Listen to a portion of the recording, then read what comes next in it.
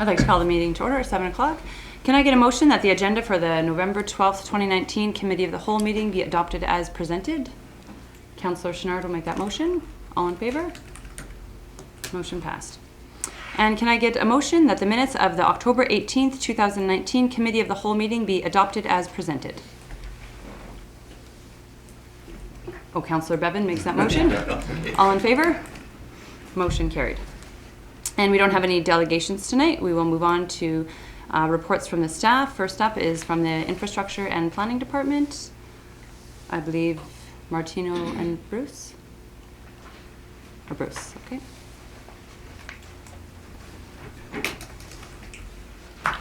Thank you, Madam Chairman. Good evening, Mr. Mayor, Council, esteemed colleagues, media.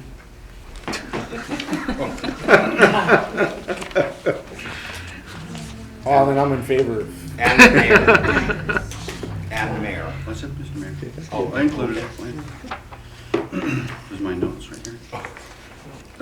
The report before you is provided as information and as well to generate some discussion on what a suitable EV network would look like for the town. Before I start, I must note that the number of aspects and the number of subject matter authorities and service providers involved with this and the volume of information this topic it's immense. And so what I've tried to do is distill it down to a understandable, concise document so we can all get our heads around the aspects of it, what some of the technical issues are, and what some of the costs are, and sort of lay the foundation for further discussion on the number, locations, that kind of thing. So that's what I've been tasked with. Is the background was to look and explore this network for the town, and talking with some of the consultants. And as you probably all know, the emergence of the EV, the electric vehicle, is significant.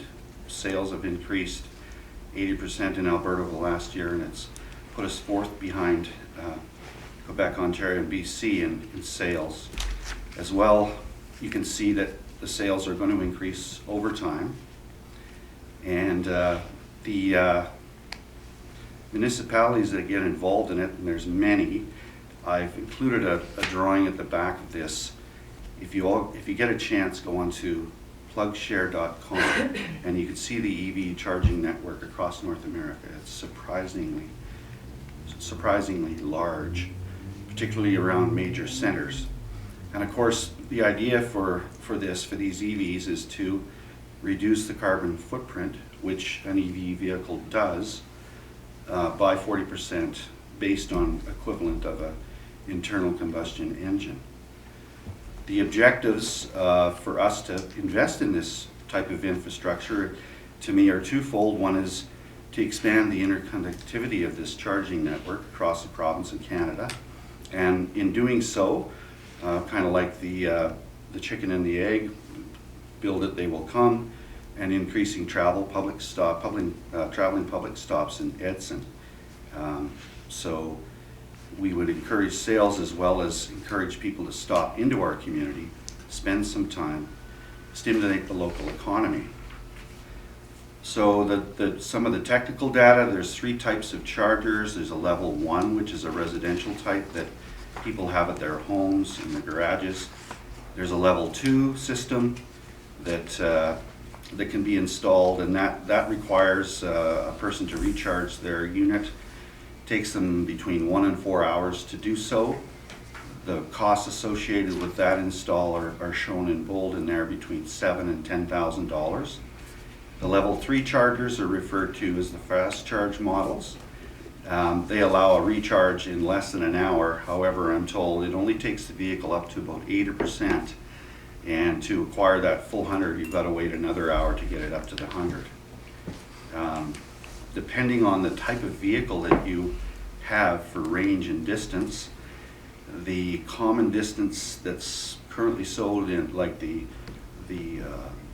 mid-range costs, they get about 200 to 250 miles per charge, so that's about 320 kilometers, whereas the Tesla it's up around 375 miles, so quite a significant difference on the travel mileage for people that are looking to come across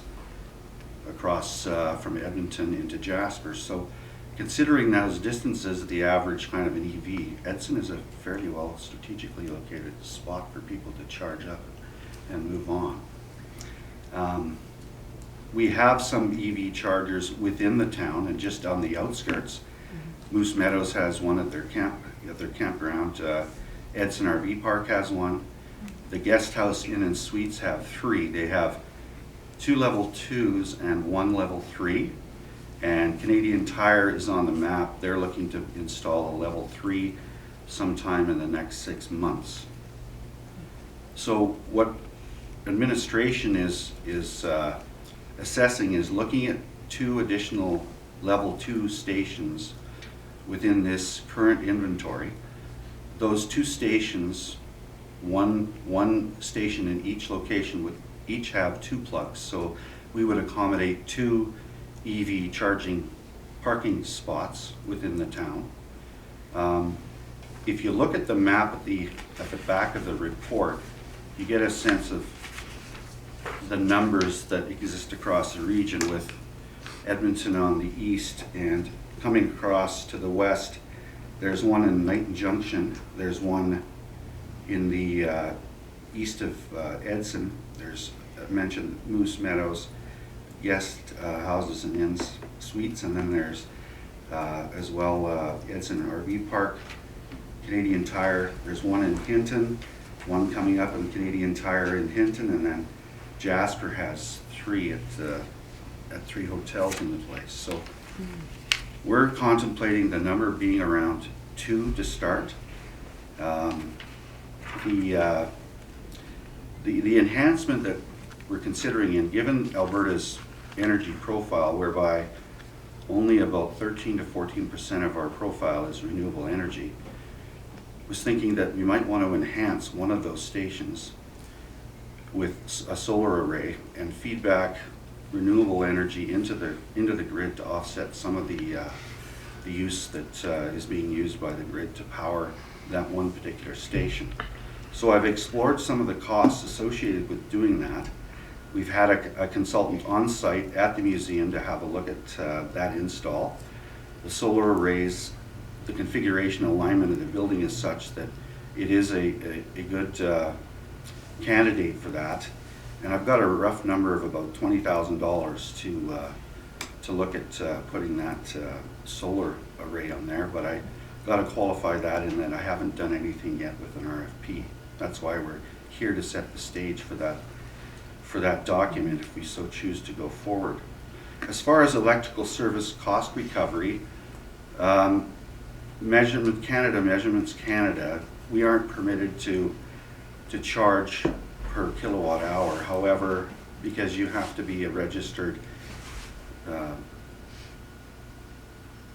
distributor and you have to go through the process of registering, having your metering device calibrated, etc. However, because everybody has a watch, we could charge by time. We could charge by the hour to recover our costs. Or what we could do is get involved with a current network that exists within the province, and they deal with the billing themselves, and then they pay us some kind of recovery cost depending on what meter we use, whose meter we use. If it's at the museum, we'd use their meter. If it's at Repsol, of course, we'd include their. And I'll get to some other options once we get down into the alternatives.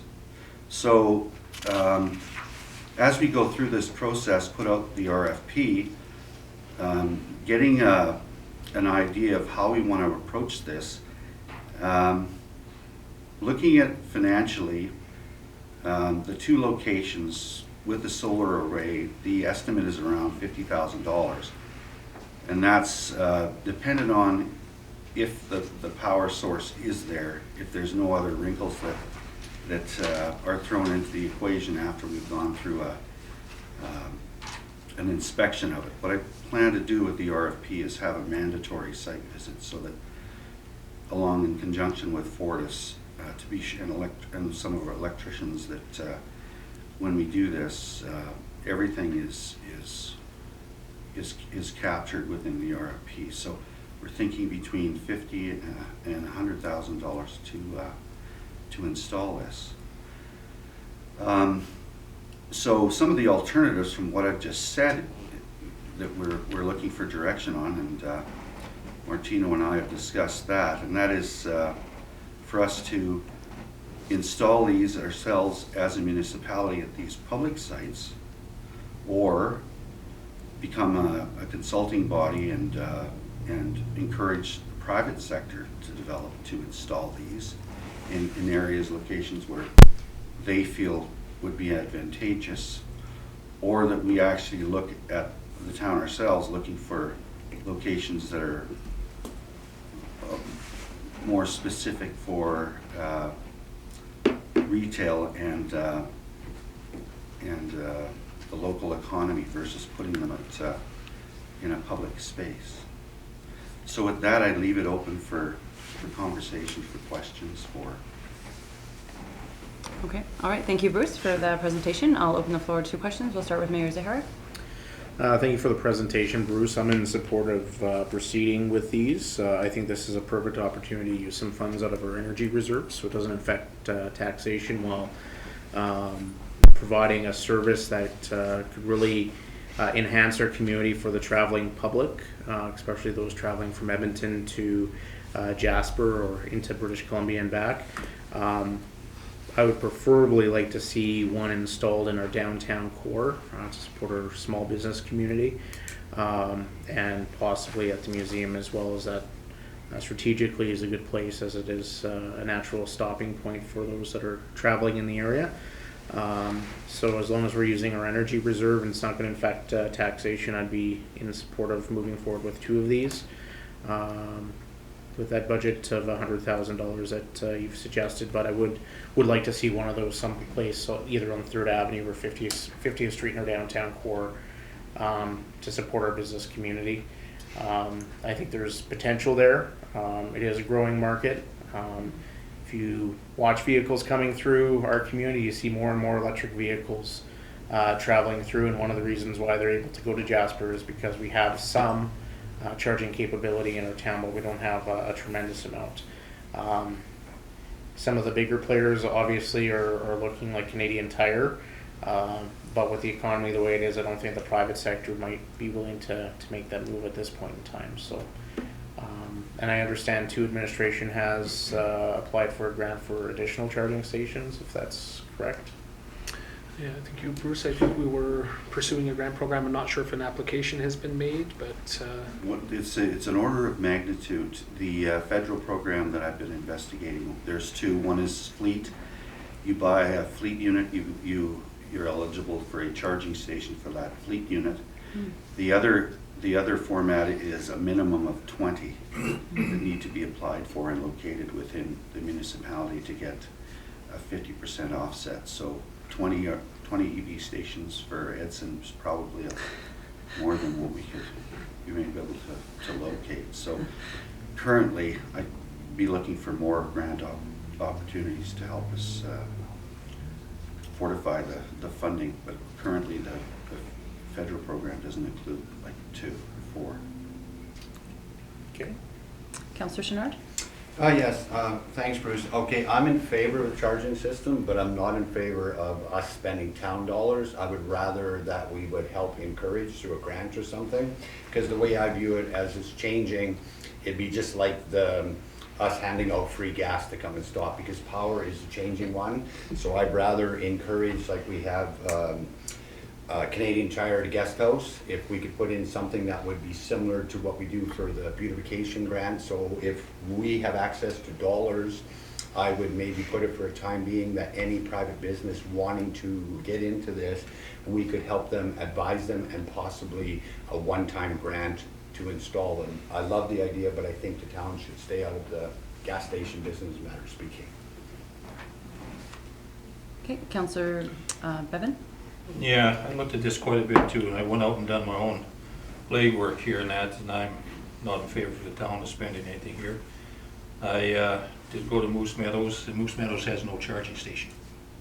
They have 30 and 50 amp stations there, but it's not a charging station. I do not charge electric vehicles. I walked across the road, Edson RV and Camp, and they have no charging stations there. 30 and 50 amps for the trailers. They do not plug into any charging stations. I went to the guest house and talked to them, and they have 3 of them there. One has been down for 6 months. They cannot get it repaired, and they're still waiting. It's a Tesla, and they got in it only because they got a lot of grants and Purdue got it for free, and now they can't get it repaired. I did ask these guys, you know, how often do these charging stations being used?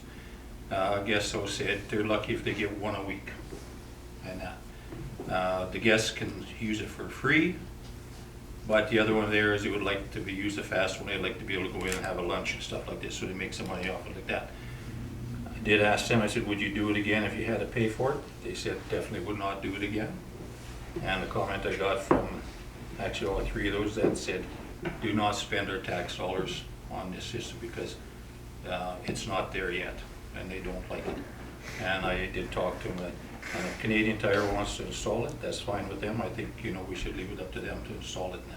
But this is what I got from them when I went and talked to them and stuff like that too. And I went out there and I looked at them, and like she said, we'll go weeks without having anybody here. One person drives in from out in the country, charges, goes back home, lasts for a week or whatever, comes back in again. But they hardly have anybody in there using charges system that check into their hotels or whatever that is. So I'm not in favor of spending any money like this. We have to do some more work on this to find out what's going on. And I know that it won't affect our taxes, but I just don't want to take that money out of any of our accounts here and that. So I'm not in favor of it. Councillor Curry? Through the chair.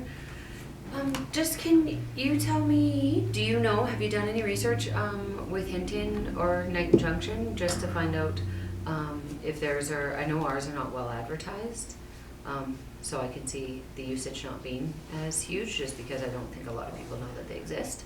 But with Hinton and Knighton Junction, have we done any research on how much usage they're getting, if they've seen? I have not yet. The awareness and advertising for it is I would suggest that if you have an EV vehicle, you've got a plug share, you might have an adapter for a wall-mounted 30 or 50 that you can charge from overnight. But I'll definitely get a hold of them and see what kind of numbers they've got there. Definitely. And, sorry. Go ahead. And I would just support what the mayor said, and I think for locations, I would definitely want to see one in that downtown core, with the idea being that if we're going to keep them here for an hour or two, we are helping out the small businesses. Okay. Councillor Wilkinson? Okay, well, I sort of think that we missed out, we missed the boat really on this, because we talked about this about 2 years ago to get it installed. And if you look on any of those maps, Highway 1, they've established their network. That's certainly going to encourage people with electric vehicles to be going there, definitely. Now, I did just think, as you were talking with the Yellowhead Highway that you're involved in there, Councillor Chenard, if there's a grant program where you get 20, maybe we need to work in collaboration with other communities to see if you could do the 20. And I also like your idea of that beautification grant. I do not believe we as a town should be getting into this. If we were going to do it, it should have been done already. I think businesses are doing it, let them go ahead and do it. But if there's any say about where they go, I sure would like to see it downtown so people actually shop in our downtown location and revitalize it. Okay, so yeah, I won't be supporting the town paying for it. Councillor Chenard? Actually, just an actual clarification. When I checked into buying electric vehicles, I was bored. What they do is when you buy one, they do inform you of the areas where they are. They're all on an app. Yeah, and they'll be on it. So when you looked into it, like, because of course it's curious, they said to inform you how they inform you through an app or whatever, but then that would tell you. There's no use buying it if you live in Grand Cache and you can never charge it. Let's use that for an example. I haven't had a chance to speak yet, so I'll make my comments now. I was in support of this when we brought it forward, and I still am. I agree that I don't think we should be taking this out of our current taxation. We have an energy reserve, and I think that that's a reasonable place to take it from, as the mayor has suggested. I did have a question, though, to administration.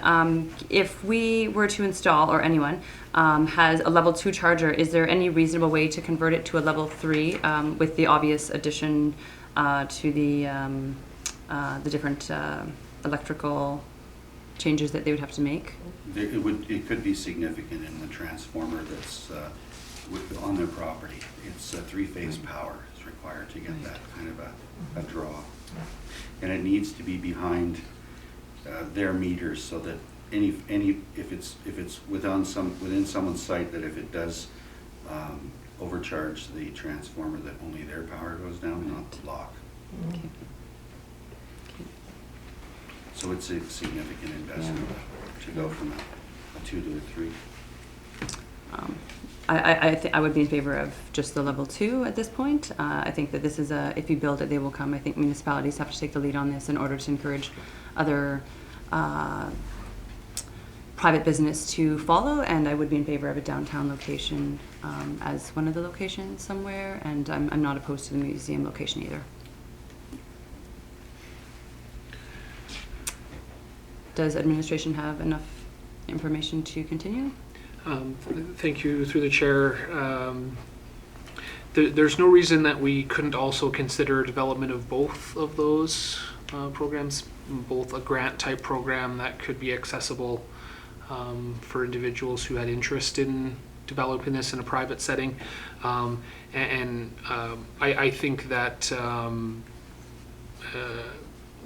those can happen simultaneously, as in the town saying, hey, in order to enhance a public facility or for other purposes, economic generation for downtown core, we're going to pursue it while also developing that program that would support others. I think in the long range, I do want to be cautious of the town filling the role of the future gas station. I don't think that is our role, but in this early going, ensuring that our town is accessible to this mode of transportation, I think is important and should be pursued. I do not think it'll be too long before there will be private interests that are dominating this space. Most particularly, it won't be too long before you pull up to Esso or Petro-Canada or Shell, and there's just as many, if not more, charging stations as there is petrol outlets, and so. But anyway, so in the short term, that may take 10 years or whatever, but in the short term, I do think it is reasonable that we would consider, as described, a few strategically placed units in the community to support that dynamic. After saying all of that, what I would be interested to hear is if council supports kind of the dual tasks of one pursuing the 2 units as described, but also researching or developing what a granting program might look like to support private interests that pursue it. I heard kind of support for both of those. Is there any reason why we might not pursue both of them? And Bruce, if you have anything to add to that, I would certainly be happy to have that commentary as well. But Yes, there is in Canmore, Petro-Canada has 2 stations, or 2 charging stations they're developing, so it is, and the comments about the corridor South Highway 2 is they have a number of charging stations down there as well. The Peaks to Prairies network in southern Alberta is quite prolific, and that's ATCO is, there's investors and then municipalities have been invited to join in on that, and ATCO is the service provider that was contracted to carry out the coordination of that corridor. Just some more information. Providing consultation and grant funding to promote this thing, I haven't got any concerns with that. I mean, it's something that we could provide. Councillor Wilkinson? Chair, I'd like us really to try to pursue the Yellowhead Highway in the same way that Highway 1 was done, if we can work in collaboration with that organization and get grant funding for different places and work with different municipalities. I'd support that. Mayor Zahara? I'm not opposed to looking at a grant program, but I'm firmly committed to having one in our downtown core.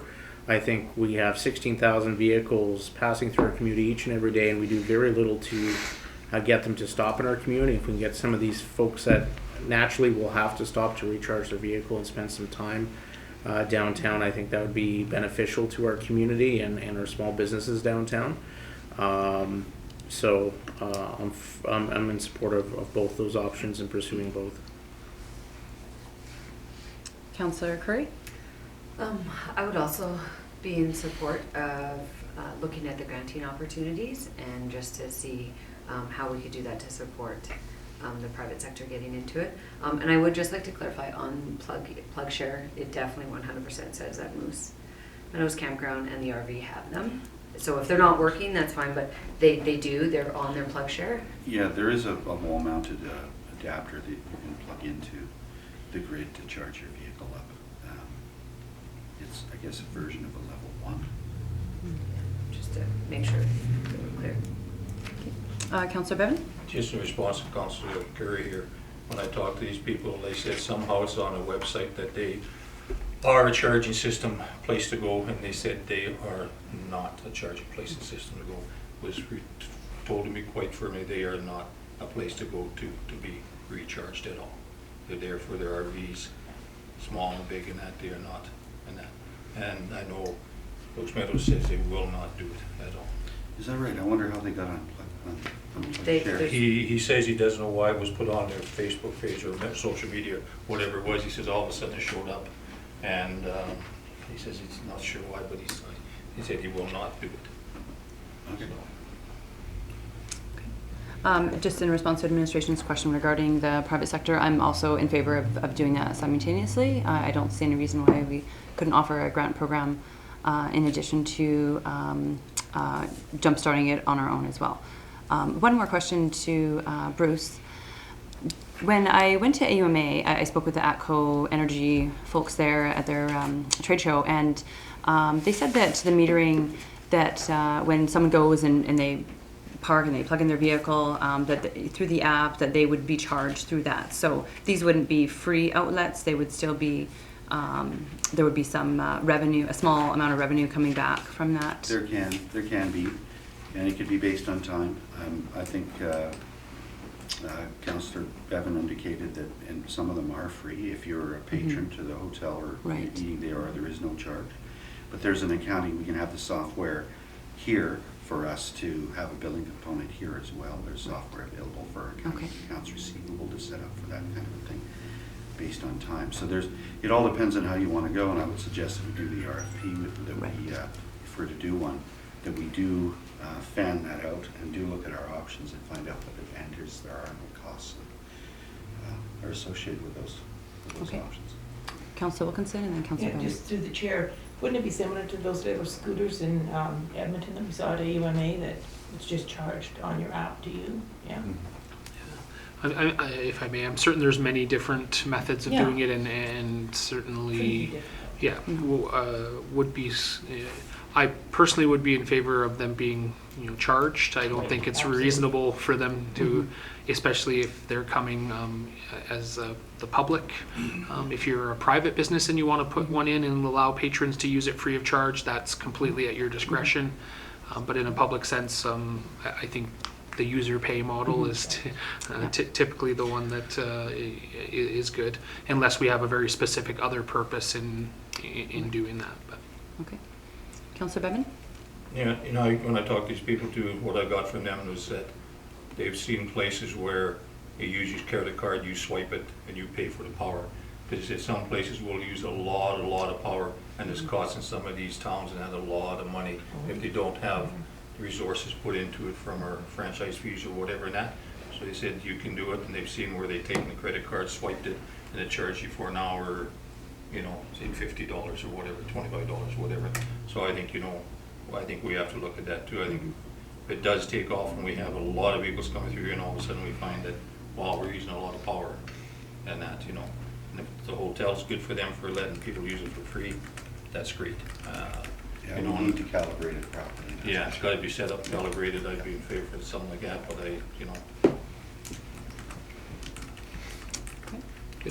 Does the administration have everything they need to proceed? so We do. satisfied. Okay. Thank you, Bruce. Thank you. All right, thank you, Bruce.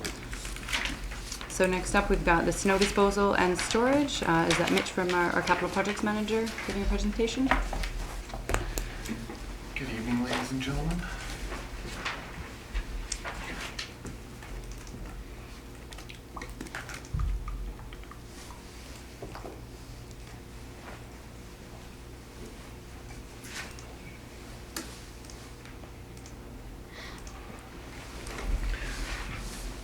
So, as you well know, we were unable to use our 6th Avenue snow storage site for this winter. We had the opportunity to do some geotechnical data in the spring and summer this year. Moisture levels of that area are so high from snow being held there for as long as they have that it made it very expensive to perform any construction on the area for this winter. So what we've done in the meantime is found a couple sites on the east end of town off of 40th Street, and to use in the interim and to help us make a decision on if we want to expand our storage sites in town. So as presented earlier this year, this is our primary option. It's, if all things go according to plan, with drying of moisture in the clay base, we could start construction in the summertime next year, and we would set up a storm drainage off of the site that's measurable, containable, and that we could sample from, and have drainage instead of going through Bench Creek, which is the main concern of AEP. It would be going through our current storm infrastructure. The downside to the site is that it doesn't meet the estimates of the construction based on our primary engineering. If we get an excessively warm, dry summer, we might be able to work with it and dry the material and use it for our function. However, if we do not see that, we could be put in a position where we'd be waiting another year for the moisture to dry in the area.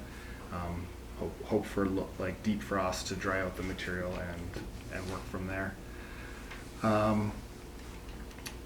Other than that, the site is quite usable for our proposal.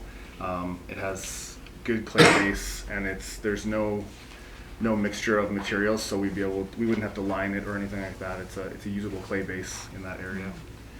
Secondary option, which we're practicing currently, which is off of 40th Street here.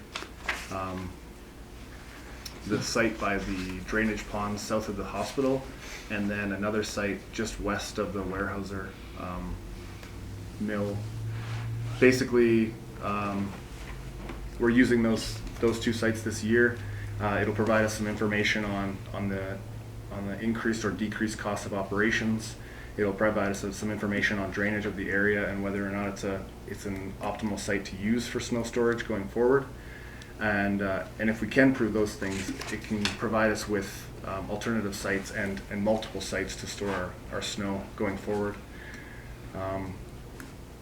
We can also allot a contractor specific site for monitoring their particular usage, as well as giving us options for licensing and testing and so on and so forth.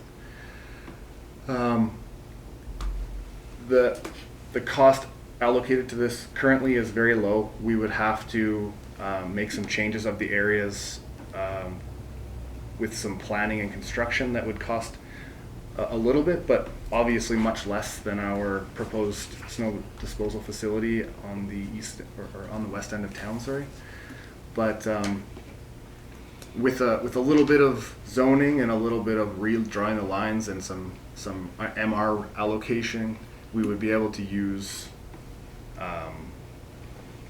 these two sites as well as a portion of the previous site to use as multiple sites, possibly dispersing our operations and reducing the amount of travel used for these sites.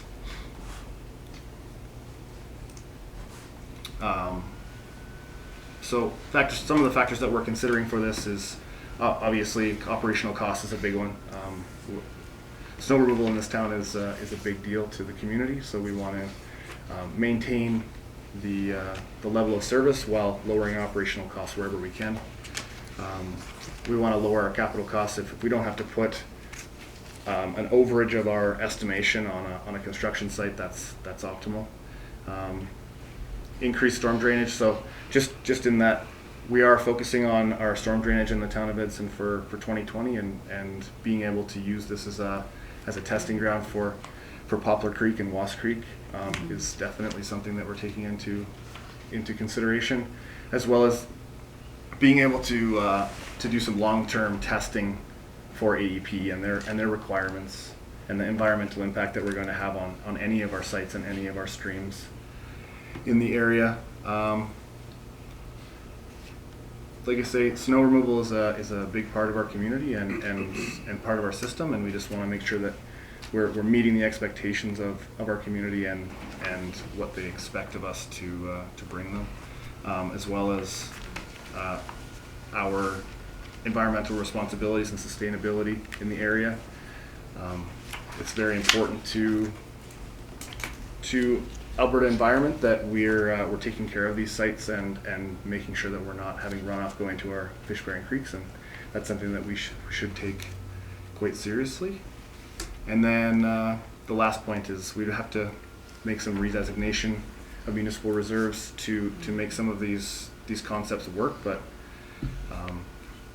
over the process, I think that we can come up with a really good plan for this and make a wise decision for our future planning.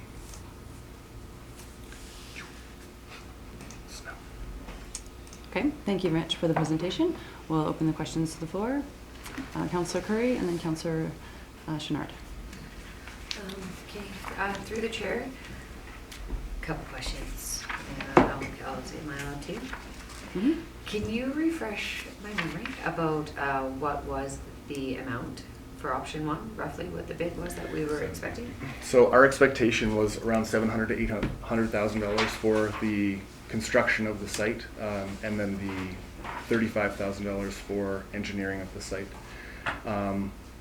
We had one bid on the project come through that before meeting the material costs that were required was for $900,000, and we were looking at upwards of $1 million in materials to replace the moisture-rich clay materials that we were met with.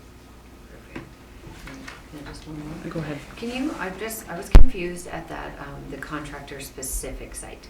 So can you just clarify that for me? So what we were finding in the past is that with the town's snow removal portions, it was well regulated by our own staff and our own contractors that were taking care of streets. We were also providing snow disposal for contractors from parking lots in town, and what was happening was a lot of garbage and a lot of the things that raised highlighted concerns from AEP were brought through that avenue. Oh, okay. So we're just looking for an option to give contractors a site-specific area to dispose of their snow, so that we can make monitoring and possibly licensing so that they're held accountable. Perfect. Thank you. Councillor Chenard? Okay, I actually have two questions when we refer to what you said. The site off 40th Street, how much land do we have? Like, I don't know because the hospital owns land, but I'm looking at that area, and I have to agree with multiple sites less travel, but on 40th Street, is there any creeks close by there? Like, I think our creeks are quite a ways away from there, is that? Poplar Creek and Wasp Creek both intersect there, but we actually have storm drainage set up in that intersection. Right. And so we would be able to meet the necessary values of AEP and EPA to actually use those sites quite easily, because we have existing infrastructure through there.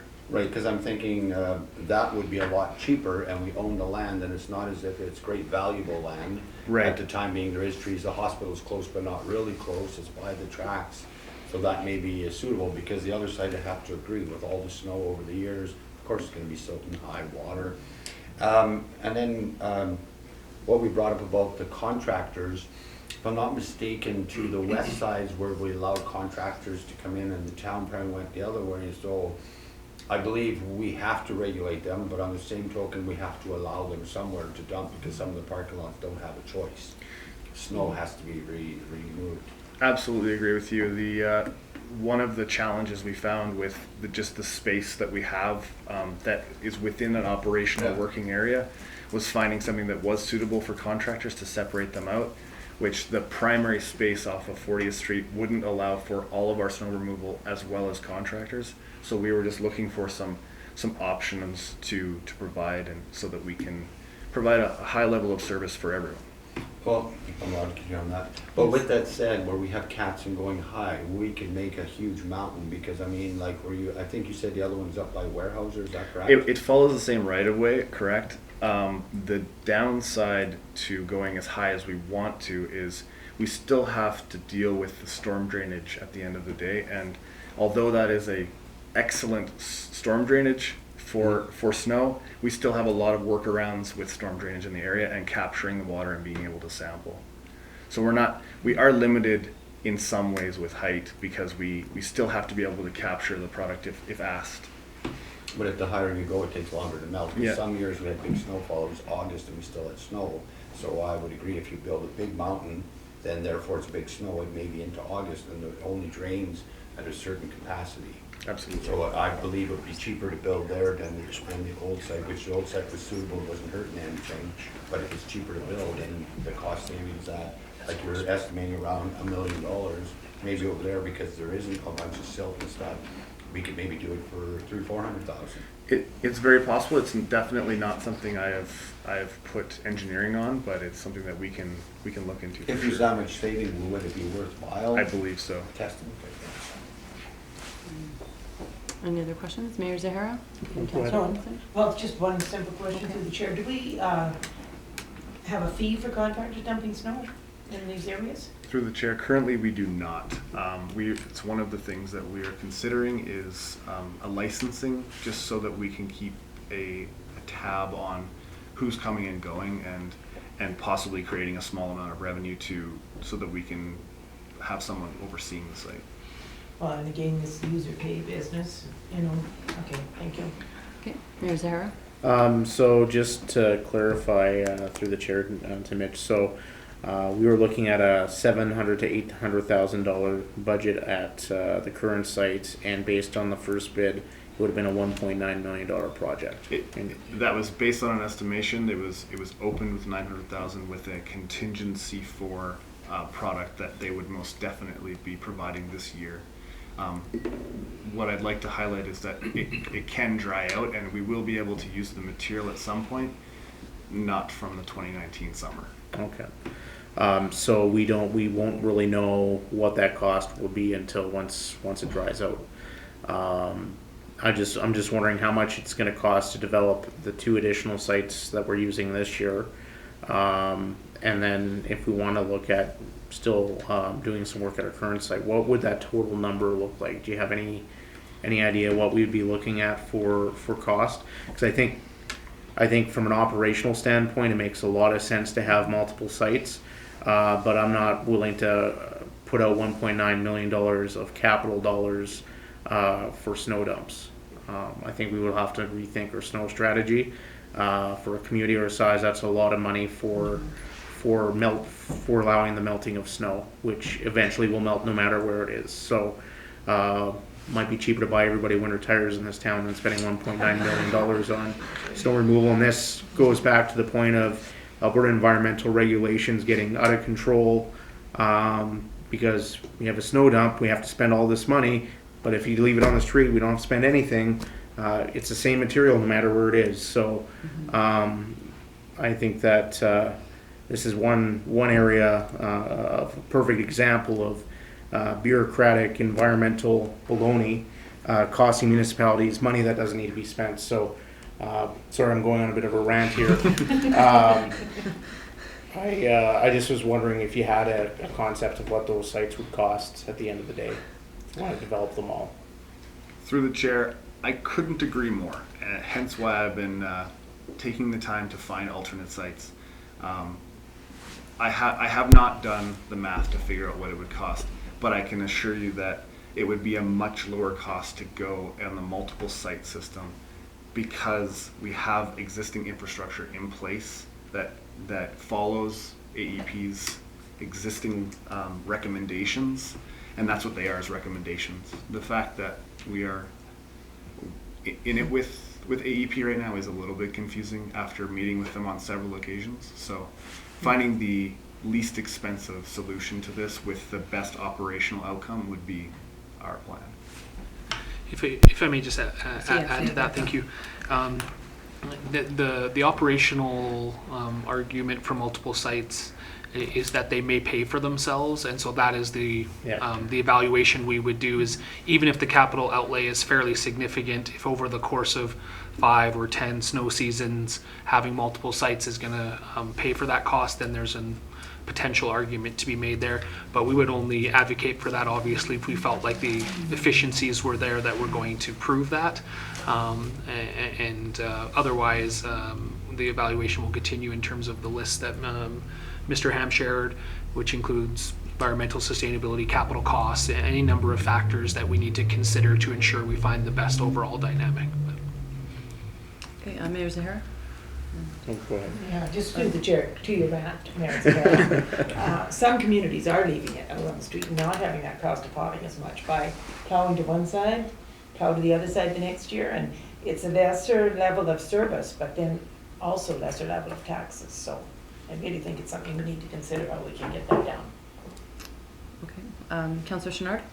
Okay, so if I'm following it through, the one off 4th or 40th Street already has a lot of infrastructure, so do we have an exact cost what that costs? Because if what I'm hearing, if we split it up to 3, therefore all the areas are smaller, there's, it's 3 different, and I have to agree with the mayor, no matter where it goes, it's gonna melt. Mm-hmm. So if we have the infrastructure on 40th Street and to use it this year, we didn't have to spend any extra money, correct? Correct. Through the recommendations, you're allowed to use any site for 1 year for this purpose. How many sites do we own? What is I wish it was that simple. There's fields. They'll allow it until some bureaucrat in Alberta Environment comes after you for it. So, If I may just add to that as well, the cost has already been incurred by the stormwater drainage system that has been built there. So it's not that there wasn't cost associated with making that site viable. It's just that the infrastructure was already in place as part of the hospital development and the East End area structure plan for future development there. So I just think it's important that we keep that in mind, is that there was cost associated with the infrastructure to support the sites. It just is not cost that we're asking for because it was already in place for other purposes. Can I carry on my thing? Yes. Well, that's what I'm saying, if we've already spent the money, and if that one is more suitable, and then I have to echo what they're saying, we maybe have to put a cap on capacity to tell people we are clearing snow, but it's an enormous year, so now we have to cut back levels of service, because if we don't, 1.9 million, so we may have to make choices, like for some of the towns, if we're gonna spend $2 million to keep up this Cadillac snow service, well, that's a lot of money that we're asking the people, how bad do you want the snow gone, at what cost?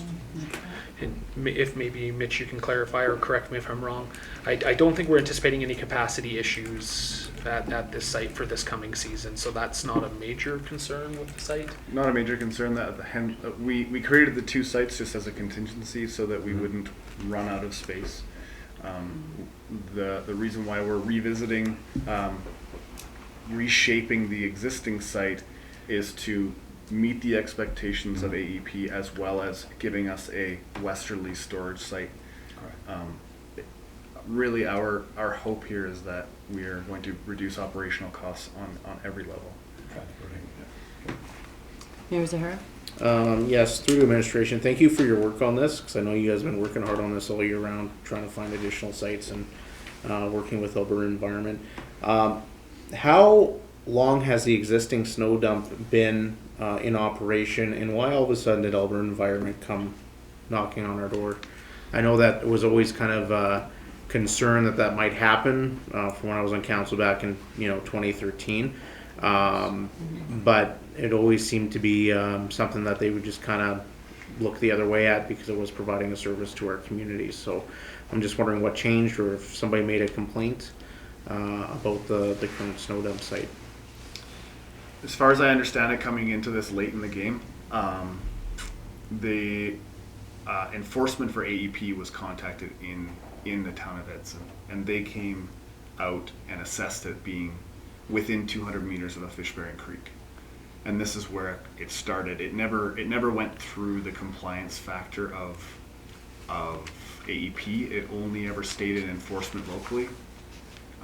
It barely made it above management. So finding exactly where it originates isn't very clear to me, but it did originate here. Okay, thank you.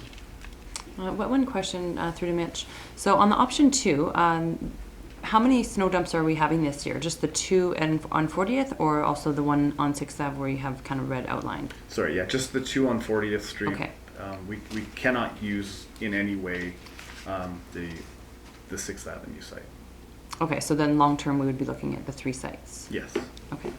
And another question to administration. The land there down by the hospital and Weyerhaeuser, what do we have that zoned as right now? Yeah, so thank you. This is what Mr. Ham was referring to as requiring some potential zoning changes where the lot that is directly south of the hospital is currently zoned as municipal reserve, which has a certain set of uses associated with it. If we were to develop this as a long-term snow dump, we would need to consider rezoning that to a public utility lot, which then allows for us to use it for that purpose. And we don't, again, foresee any issues with that. It's just a process that we would have to go through if we wanted that to become a long-term site. Okay. And another question to administration. So the treed lot between those two, between Weyerhaeuser and the hospital, if there was some private business knocking on our door for that with access to the railway, that wouldn't be interfering with that?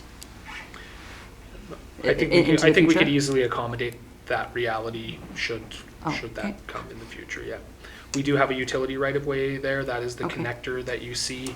Okay. I'm assuming it's probably a sewer right of way. Do you know? It's a ditched storm right of way, and there is a storm line or a sewer line through there, but it is on the northerly line there. Either way, I'm sure we could work to accommodate that. Okay.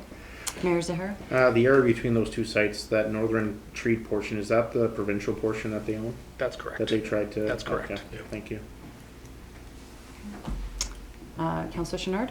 So maybe we should relook at the province, they're forcing it. How about if you donated some land? That means theirs, they get it. Well, if I may, if the province was interested in donating us free land, I don't think we'd say no. It's not a capacity or a land-based issue at this point. So we have lots of land on that 4th Avenue or 40th Street area then? We have to work with a little bit of allowances. There's some 200-meter allowances just to meet, but we are not limited with what we can work with. Okay. Does administration have everything they need to move forward? Yeah, I actually think this was just about us providing information. So unless council has additional questions. Okay, thank you, Mitch. Thank you. So we'll move on to corporate services, and we have our General Manager of Corporate Services, Sarah, presenting on the provincial budget impacts.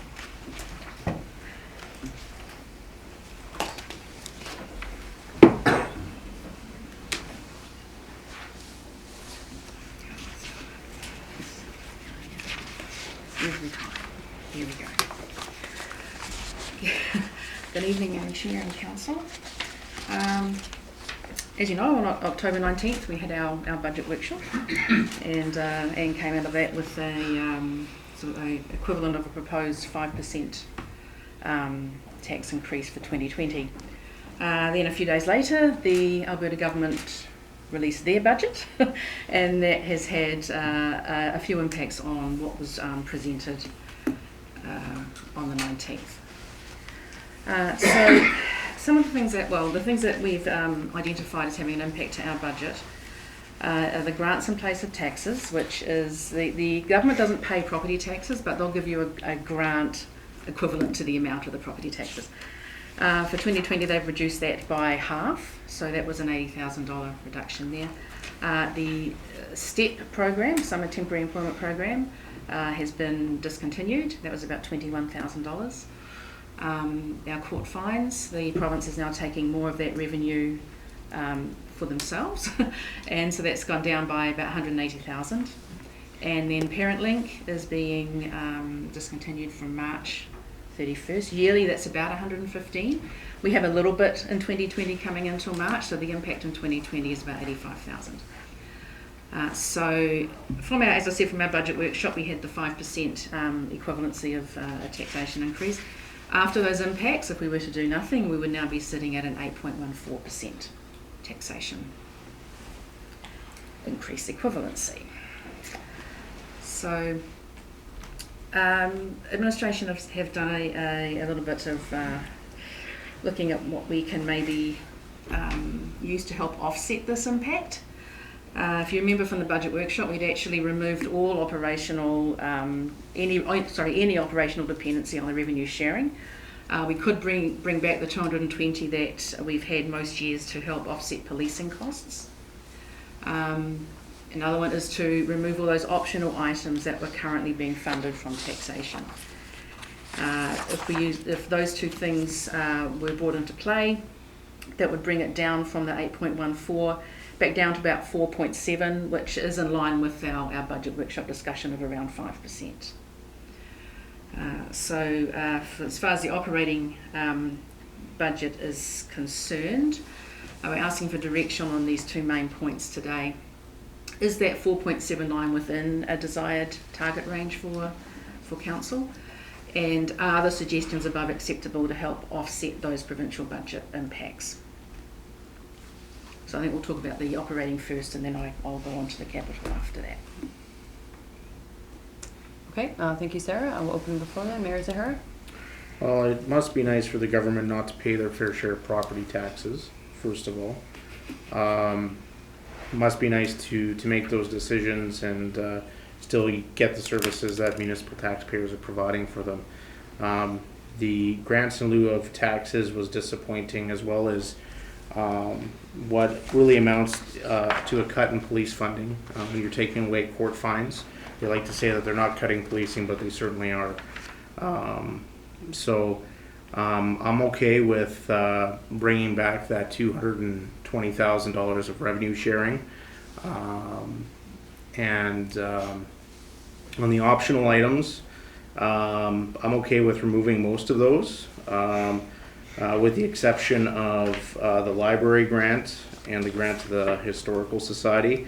The library grant, they haven't had an increase in a long time. And that's for the regional library, and I think that is a small amount to pay to have that service in our community. Can administration refresh my memory what the additional money for the Historical Society was? I can't recall off the top of my head. They weren't using all their funds in the past, correct? Yeah, thank you through the chair. Yeah, Mayor, it's my understanding that typically in the past, if the Historical Society enjoyed a surplus, which is quite common, they would just offset their next year's request by that surplus amount, which not only did they not often ask for an increase, but they were using last year's operational money for the future year. And this last year, they didn't have a surplus, which was unusual, and combined with the request the previous year for some special events, most significantly the WAP May programming that they did, had led them to request for an additional amount compared to what they had done in the years prior. Okay. Can I continue on? Yes. My rant? So I'm okay with that. I think that administration not using the medical reserve transfer, having that subsidized taxation, I think that's fine too. And I think when it comes to the election reserve, I think that if we have a budget surplus at the end of this year, we can address it at that time. As I stated in the budget workshop, I was not comfortable with the equivalent to a 5%. I'd like to see equivalent of a 3% increase. And so I think we need to start looking at what we're going to cut from our operational budget based on the decisions that the provincial government has made. We could look at possibly rolling the dice and taking more from tax stabilization, or we need to start talking about where we want to reduce services. But I'm not willing to offset the costs of what the province is making us pay for its government downloading. And I don't think municipal taxpayers should be paying for that because they're trying to make us the bad guys by raising taxes to maintain services, and I don't think that's appropriate. And with the numbers that you've provided here today in option number 1, would that keep funding for ParentLink in place? Yes, that's correct. It would, everything that you've had in 19 would carry forward into 2020 without any reduction of service levels at this time with what we're presenting here. Okay. Yeah. So just one final comment, and then I'll get off my soapbox.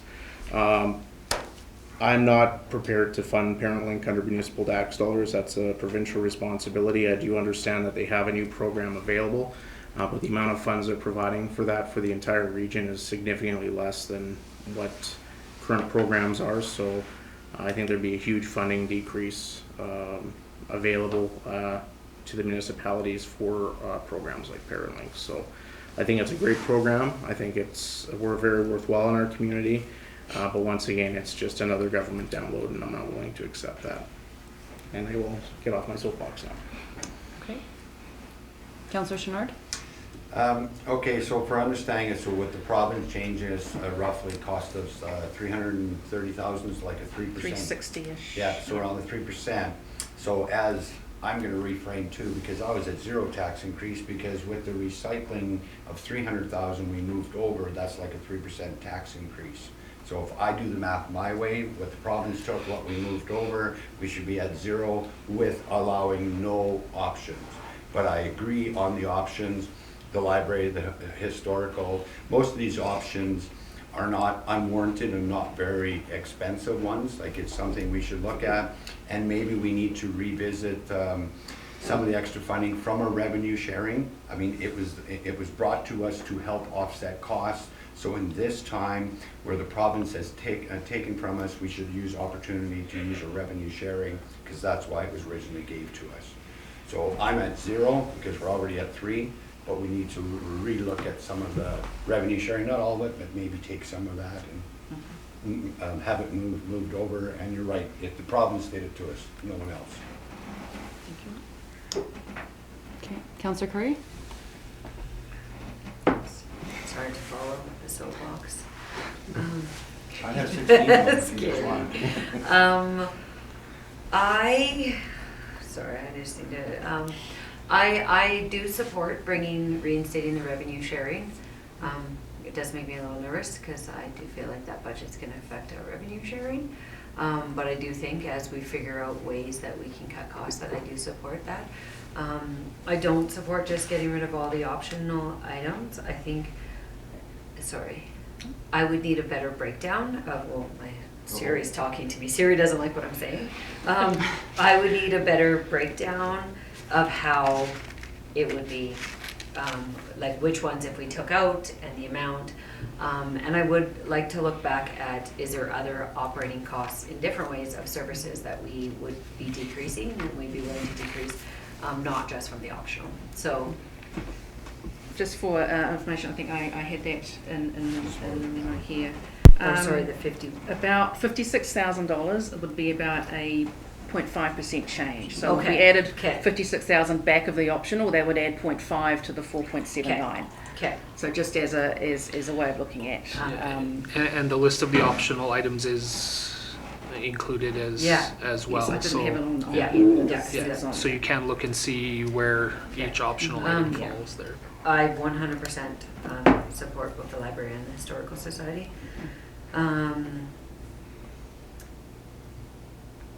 my god, I just lost my train of thought. Hold on a second. Hold on. I am comfortable with about 6%. I am a little bit more comfortable. I'm not happy with the downloading, but the reality is, if we are going to provide services, but I do think it needs to be that conversation of what, with the parent link, I'm not willing to roll the dice. I do support supporting them, and my main reason for that is I understand downloading, but I also understand that we as a community, differing from most communities, that we have no other inside space for our under 5. And that is a big fight with our rec complex, and it is a big thing. But our parent link definitely provides even more so than the average community, because it's a lacking service of not just the programming, but a lacking service of space. So I think that would impact our community too highly to take a risk with that. And Councillor Wilkinson? Oh, sorry, I'm sort of waiting. Okay, I really think we need to lead by example. I think it's really, really hard times on everyone, despite the fact that the government's hitting us, it's hitting everybody else as well. And there's council remuneration is talked about here. I feel we all ran knowing exactly what we were getting, and so it can stay at that. Management as well. You think most people are taking a -2 or 2% rollback. There's lots of things maybe we have to do without, like no new dog park, not cleaning the paths in the wintertime. I think our level of service has to go down because our level of taxation cannot remain high. I just don't think people are able to pay for that. So I think we really have to look where we ourselves can cut things down here. And as far as, it's nice to reinstate the revenue sharing, but I don't think we can be dependent on revenue sharing, unfortunately, as a consistent amount. So I think we really have to look at ourselves, what we can possibly do. Councillor Bevan? Yeah, I have to concur also with Councillor Wilkinson there. $220,000, I don't have too much of a problem with that. But I think with the revenue sharing that we don't know, you know, they've honored it this year, but going forward, we don't know what we're gonna get. We'll probably get something, but probably not what we're gonna get. I also believe that on this here alteration items, we can get rid of a lot of these and that, which we don't need. The library, I don't know how they're hurting or whatever, stuff like that, or historical, but most of them we get rid of. I also think that the $50,000 we're gonna spend for an in-town dog park, we don't need that right now. We got one that is functionable. It is a problem getting across at times and stuff like that. And I also concur that we look at industry across the board here, whether it's oil and gas, whether it's forestry, whether it's anything else, they're all taking 5% cuts on everything all the way back in that. And I think that maybe we as a town here, management, administration, everybody take a 5% cut. We're gonna have to honor our workers because they are on, they get a 1% increase this year in that. But I have no problem with us saying, you know what, to help out for the time being, we all take a 5% rollback and we go from there. You figure it out with everybody that sits in this office and works for us. The 5% is going to probably bring you down to about another 2% off. Because some of those salaries you have to are way high. And like I said, our businesses all across the region here is taking 5 to 10% cut right off the top of everything and that. You know, we have not done nothing. So I'd be in favor, you know, of looking at that. It may not go over well with some people in that, but I mean, times are tough right now, and they're going to get tougher in that. So. Okay, Mayor Zahara and then Councillor Chenard. One thing. So first of all, with the dog park, that's coming out of a capital budget item, so it has nothing to do with taxation. So I have a problem when councillors state that, because it does not impact taxation. Now, if you're going to say we need to save that money on capital, that's fine, but that does not impact the tax increase this year. And if you say it's not a priority, I certainly would agree with that, but I want to make that clear. What the government is doing on rolling back government salaries, I think is unacceptable. You can't start rolling people back. You can certainly hold them at zeros. And I'm not prepared to go down that path. Our staff here have taken zeros, and we have an agreement with them, and from my perspective, we have to honor those agreements. For management salary, I'm not willing to roll back either, but there might be an expectation of some zeros coming based on that. And that's kind of where I'm at. but I do think we need to look at possibly less summer students this year, or other areas in which to reduce costs, because I don't think it should be municipal taxpayers picking up that tab. I agree that ParentLink is absolutely a phenomenal program. It should be in our community, but once again, it should not be downloaded onto municipal taxpayers to provide those programs. We have a lot of needs in our community. We are also still waiting for $2 million from the provincial government for a project which they promised to fund at a certain percentage, and they have not lived up to that expectation. They have not lived up to their expectation on pedestrian crossing lights in our community, and I am not willing to swallow the costs of provincial programs in our budget. We've done that in the past. We have our own priorities. Some of those priorities need to be funded before we start funding provincial programs.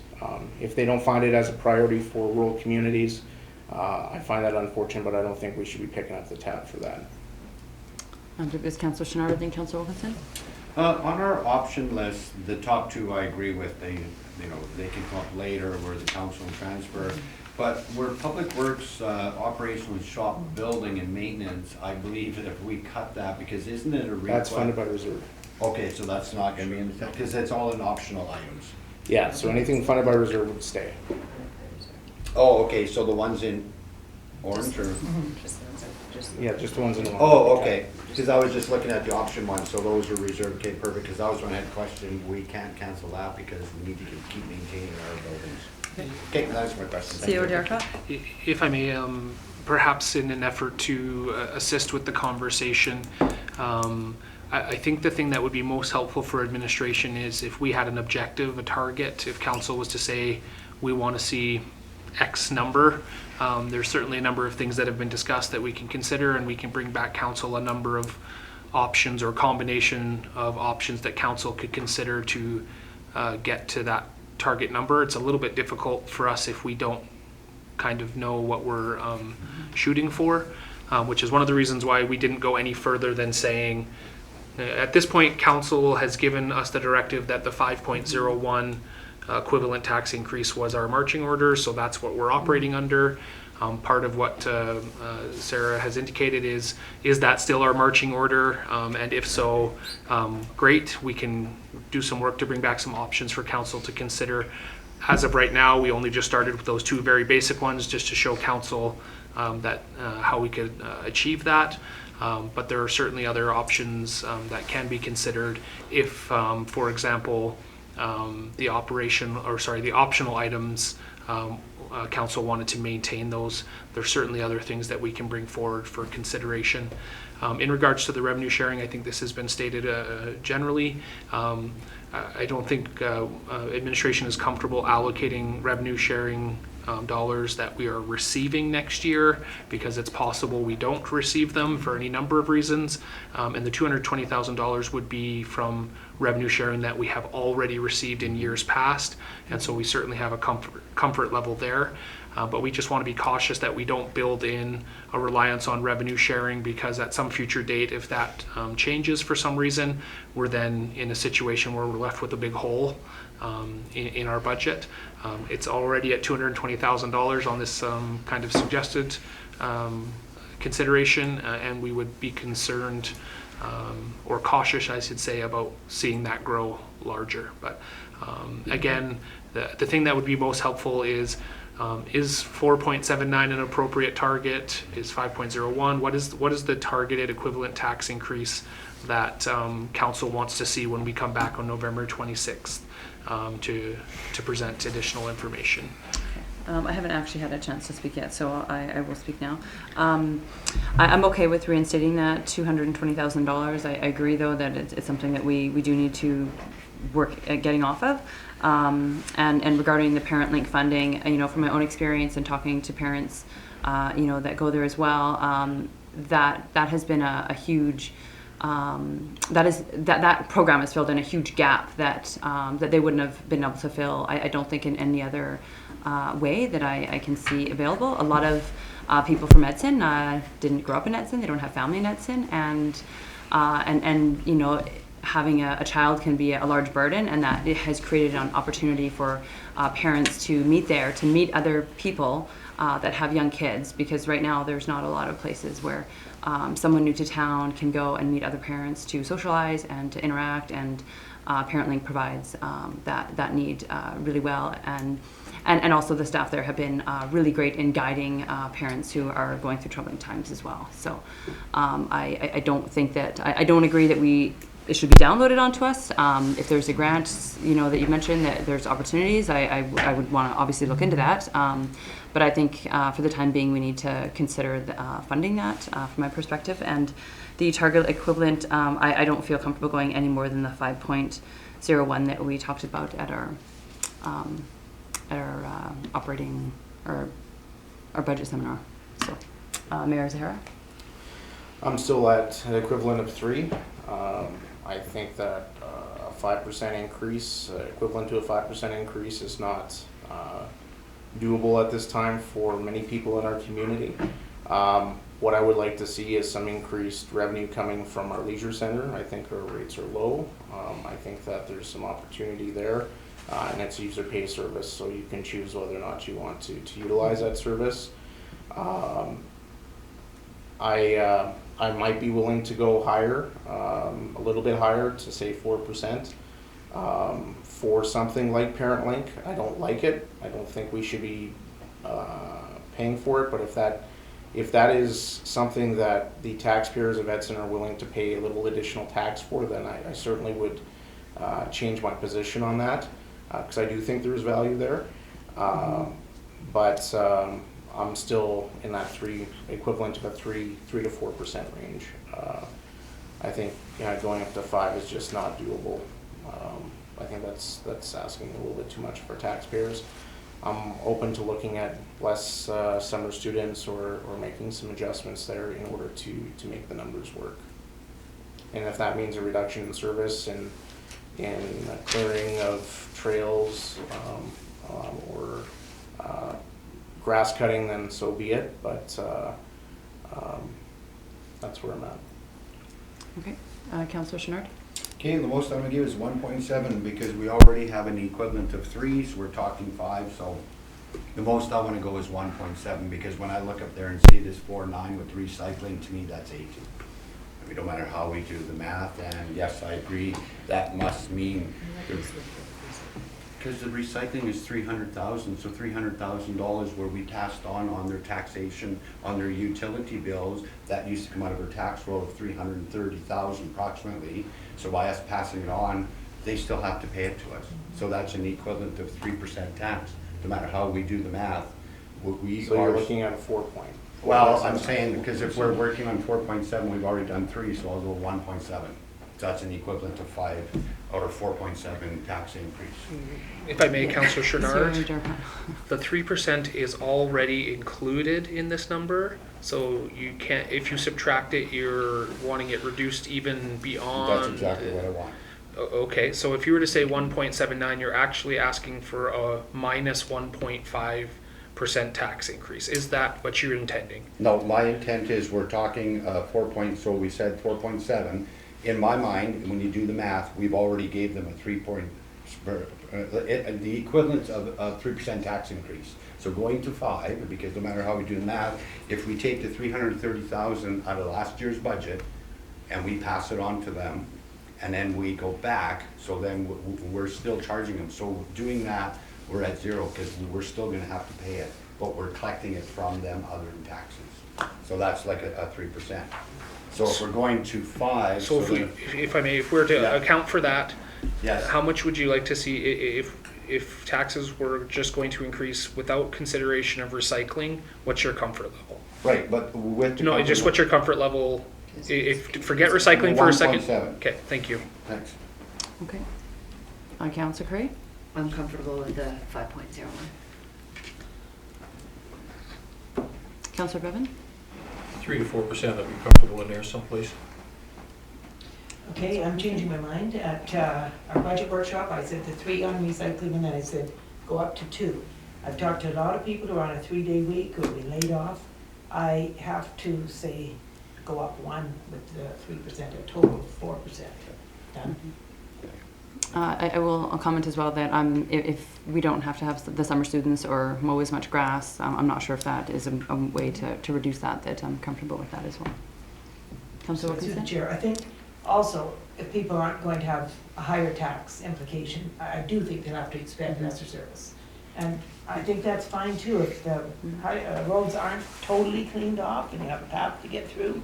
Most of us are used to driving in the winter, we can manage that, and I think we'll just have to come to that. And another thing, we're sitting here at the table complaining about the government, but I guess what are we doing? Like, we did see Rick McIver, have we heard from him as to when we're getting streetlights? Nothing on the street lights. I have an inquiry into him about the $2 million, which is what I'm most concerned about at this point. And Any I answer? have not received an answer, but we'll continue to work on that. I think that $2 million is really what we're Right, we but really then need. let's try to lobby to go in and meet with him again. I Yeah. mean, really, we can't just be put off, and maybe have our MLA come again so that we can stress that we are not happy with these government cutbacks. I think it's just despicable that children and seniors are going to be hurt by these, and we just can't put up with it. Thank you. I think that's helpful for us in terms of preparing for this. And just to clarify, what I'm hearing as well is that council in general is open to hearing conversations about service level Right. cuts in Yeah. order to maintain the fiscal discipline of the organization. Would that be accurate as well? Yeah, thank you. Sarah, anything that you want to clarify there, or? I think just about the parent link, I think the Mayor did mention there is another funding opportunity coming forward. There'll be a report brought to Council once that's been investigated a little more, to see, you know, if the sort of future of that funding. I think that was the only thing I had from the operational part of that. So through the chair, are you asking if we're in favor of the parent link? Because I definitely am. Okay. Councillor Bevan, did you have another comment? Yeah, just a question. Last year, this summer, we did cut out some of our summer students and that. And if we're looking at saying cutting out a few more summer students, how did that impact us with our workers? Did they have to go out and did it cost us more for them to go out? Was any overtime associated with it? Was it more of a hit to us because we didn't have our summer students like we usually did in the past? I'll have to refer that to Miss. I don't really know. Yeah, sure. about Thank the- you. Thank you, Councillor Bevan. I'll just review this to ensure that I have the particulars correct. I don't recall the exact adjustments to summer students. I think perhaps we removed the allocation for a summer student last year. All that means is we just had the equivalent of that much less manpower through the summer, and so any reduction in boots on the grounds just means an equivalent reduction of grass. I think, as you can see, generally speaking, the grass still gets addressed. It just means it would happen a little bit slower, and at some point there would be a noticeable service level. This year also, I would just say, was a really, really unique year, and so it was difficult to gauge because of the amount of moisture. It was a little bit different than we're used to, but there's no question that any less manpower means just more time to address the same amount of tasks or ground covered. Okay, again, Councillor Bevan? I guess no, so can I say that we're not gonna have any more new hires at all this year going forward? We're at what we need now for management and everybody else and stuff like this. We're not gonna have any more new hires. We just hired another assistant here, which I don't know if we needed another assistant or another, but are we gonna say no more new hires to stay? Because that's, we gotta pay for that. Thank you. Through the chair, just to, I think there's a really, really important clarification between a new hire and filling an existing position. It is not our intention to create any new positions, but if we had a vacancy in a position, our intent would be to fill it. And so the position that you're referring to was just filling a vacant position. It was not a new hire. Councillor Bevan? On that note, do we need to fill these positions? I mean, is there really a need there? Seeing as we're doing okay without that position being filled, do we need to fill that position? Thank you through the chair. I guess what I'm saying is, I've always been the one saying we're top heavy, and I hear it from our citizens all the time. So I'm just saying, do we need to fill these positions, whatever. Yeah, thank you. All right, so any position in particular, I would suggest a full-time permanent position would have a much more direct impact on service delivery than a summer student. That's a much different equation, as well as administration. I think it worked incredibly hard to create a more efficient, effective management structure and workflow to the point where there was several $100,000s of efficiencies gained there, and I'm not sure. You would have to clarify for me, Councillor Bevan, what you mean by top heavy, because an administrative assistant is a boots on the ground customer service level position, and so wouldn't necessarily kind of fit the mold of a traditional top heavy personnel. This is a person that's providing direct service to the residents in the development department, and I would be pleased to hear from this body a different message, but the message I've received is that a high level of service to the development community is a critical strategic priority, and so in my estimation, I'm working to fulfill that mandate that I've been given by council to ensure that we have the correct personnel there to provide that level of service, and it is very, very clear to me that that position is critically important to meet that mandate. If council so chose to relax that mandate or adjust that mandate, administration would be happy to respond accordingly. We could go all night here, so. Mayor Zahara, and then Councillor Wilkinson. Well, I think the budget workshop was very clear that we have reduced management by $150,000 for the 2020 budget year based on the changes. I don't expect the public to understand the intricacies of the municipality and operating.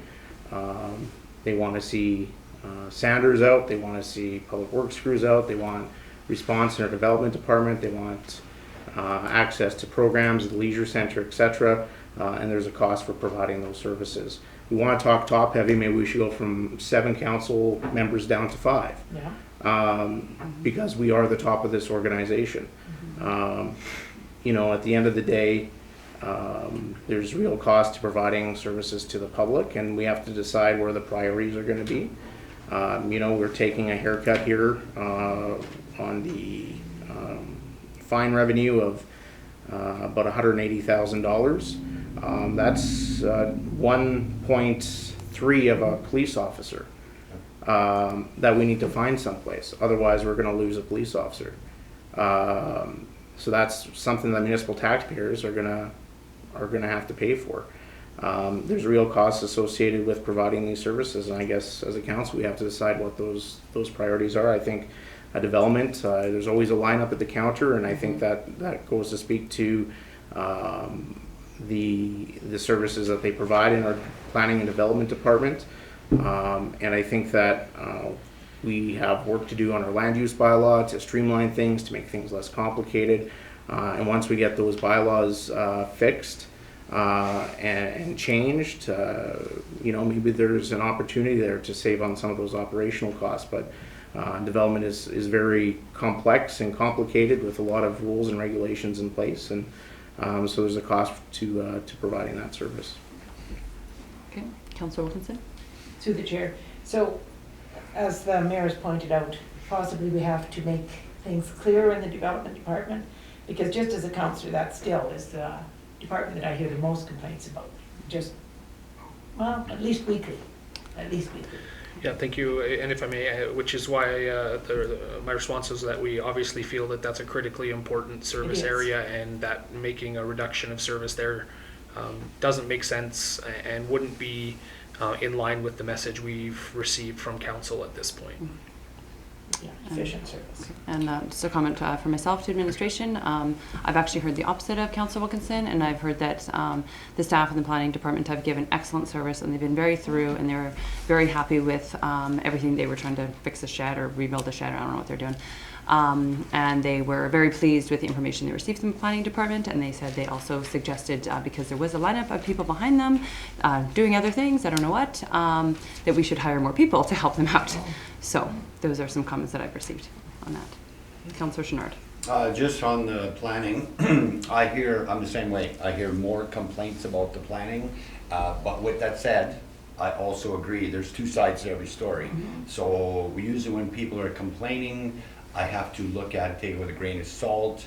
Why are they complaining? But I would agree with Councillor Wilson, I do hear a lot of complaints. With that said, I would agree with you as well. I got 3 compliments over the last month on the planning. So it's two-sided. So I think we have enough staff. So sometimes dealing with them can be very, very difficult because you're dealing with a wide range and people don't understand planning. So I think we have the appropriate amount of people, and the complaints will always come in that department because it costs you money, is the biggest complaint. Just my 2 cents on that comment. Okay. Okay, I think we have enough to move forward Okay. on that slide.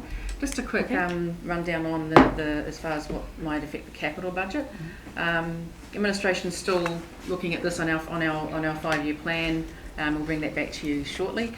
But just the impact of the reduction in the Municipal Sustainability Initiative grant, MSI grant. So they have reduced it for the rest of the program. So the impacts on our upcoming budget years, as we're receiving 1.3 in 2020 and 1.1 in 2021. So over the 2 years, it's a decrease of about 515,000 from what we would have usually received from MSI. The BMTG, Basic Municipal Transportation Grant, and the Federal Gas Tax Fund have remained as they are for the remainder of their program life. The Basic Municipal Transportation Grant mirrors the MSI, so 2021, and the Federal Gas Tax finishes in 2024. So when MSI and the BMTG finish, they'll be replaced by the new local government fiscal framework. And based on the calculation, or the little calculators that were sent off from AUMA, which was great, we could actually get some of these figures figured out. Our Edson portion would be approximately 1.5 million. Both of those together historically provided about 2 million.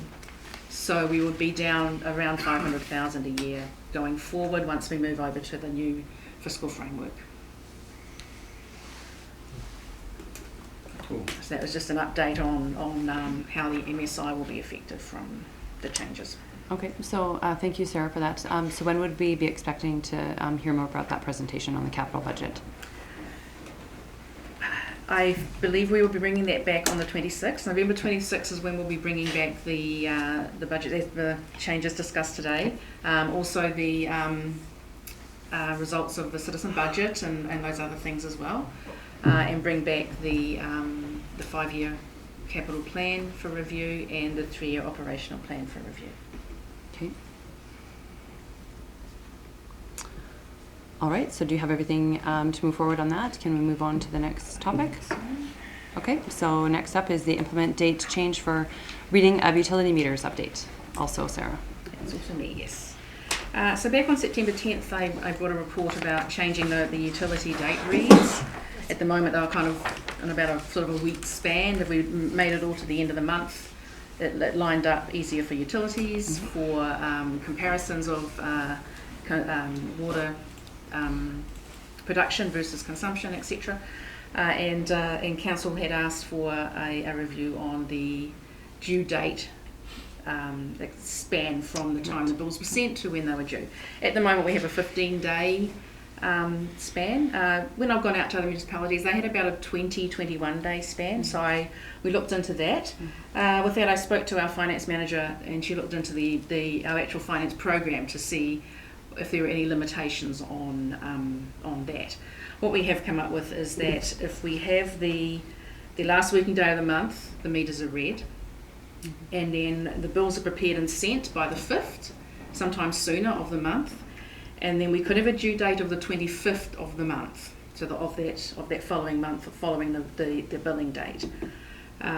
This would allow us enough time to process payments and then start the next utility cycle, because if we start the next utility cycle before payments are processed, they don't go on the bills. It waits till the next cycle. So it could end up getting into a little bit of a mess if we don't finish off one whole billing cycle before we start the next one.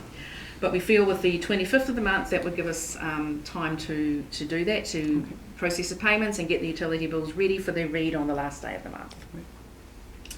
So the bylaw that we have is on our Edson utility rate bylaw. There is a section about the billing. So the bylaw that's being shown to you today would just change that wording from in the event that such utility bills remains paid 15 days following the mailing date. That would then get amended to in the event that such utility bills remain unpaid after 25 days following the billing date. So that would give them until the 25th of the month, which is 20 days from the date that we actually send the bills out. So an extra 5 days than what we were giving them before. Okay. All right, thanks, Sarah. Any questions from council? Thanks for your work. On Councillor Chenard? Okay, if they get 5 more days, perfect. Because like a lot of times you get 30 days, so 5 more, so it's changed to the customer's benefit. So I'll move forward. sorry, through the chair. I will be bringing this back for first reading next week, and then we can start the communication of that out to the public, because everyone will then need to know about the change in date. For sure. Okay. Okay, thank you, Sarah. That's it. Thank you. Okay, up next is Community and Protective Services. I believe we have Guy from our General Manager from Community and Protective Services speaking on that, about the surplus fire department command vehicle. So council, through the chair, we have our Ford Expedition pickup truck that's been in service for quite a few years and has reached its end date at the end of this year. We have put it up for sale, and we've got a few inquiries, including some other non-for-profit emergency services organizations. We could continue and sell that and put those funds back into reserve, which would be in the range of about $5,000. The other options are we have received a request from the Rotary Club for their Mexico project to donate the truck, for they could donate it and supply it to Mexico for volunteer fire services down there that do not really have any funding for them, or we could relocate the asset to a different downtown department that we want. So we're requesting your recommendation on what you would recommend we do with the fire truck. Okay. Not fire truck, the fire pickup. It's not the fire truck. Yes. Okay. All right, thank you, Guy. Councillor Chenard. I'm not against donating, but one of your comments is we could use it somewhere else in the town. So You could relocate it to another department for use in a lower capacity. You could give it to parks or something along that line that could use it till it doesn't work anymore, basically. Yeah. Well, I think I would just add to that, I don't think we don't have a specific use in mind, but you Yeah. can always try to make use of it. Well, because my point was, a lot of times I understand it's going to a fire, so these vehicles, have to go. They can't have a problem, but being an older vehicle, not many miles, I believe we can. We've replaced this vehicle Yes. in the fire inventory vehicles. So if it went to another department, it would be something like parks or something like that would just use it as an extra vehicle for staff to move around and do stuff. It would be most likely during the summer usage, right? And that would be the option I would prefer, because they're not miled out, but they would work good in Yeah, parks. So we would still I have keep to it. maintain that vehicle, and then if repairs came to a point where we just go, that's not worth it at all, then you just completely retire the vehicle, right? If I may also add to that as well, I think just keep in mind that the vehicle is outfitted as an emergency response vehicle, and this is maybe a big comment, but I'm not sure having it be used every year for a couple of months as parks students is its greatest social good. I just submit that for council's consideration. Okay. Councillor Wilkinson? Through the chair, how many kilometers on it? I do not know, I'm very sorry. We can I think get that that's really information. important. Yeah. Okay, Councillor Curry? Through the chair, sorry. I typically would always be in the support of donating, but I just think currently we're talking about our tax increases and having to put into reserves. And so at this current time, I would support the recommendation that we continue to have it listed until November 30th, and then if after November 30th it does not sell, then to bring it back, and then we can reconsider the donation. Oh,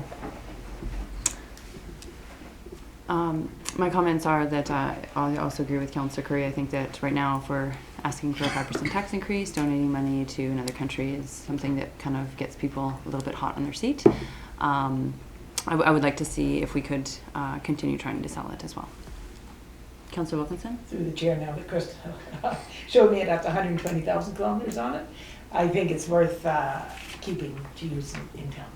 Okay, thanks. Oh, she looked it up online. Oh, Oh, is that, Thank you. okay, yeah. Sorry. I knew it was- Mayor Zahara? With 120,000 I think there's still a lot of value in that vehicle. I think we'd be better off selling it, as it has the lights and everything installed, and now if you wanna remove those, you're looking at costs associated with that. Have fun with it. Or have fun with it. Get mowing done really quick around this town, throw the lights on.